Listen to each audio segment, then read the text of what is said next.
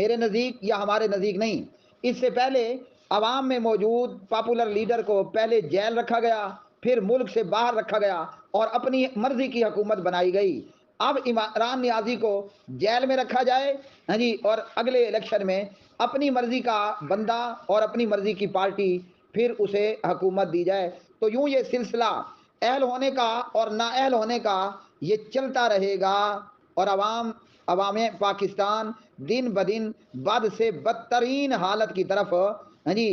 یہ اپنا سفر جاری رکھے گی، محض اپنے انگوٹھے کے گناہ کی سزا کو بھگتنے کے لیے کہ ہم ان لیڈروں کو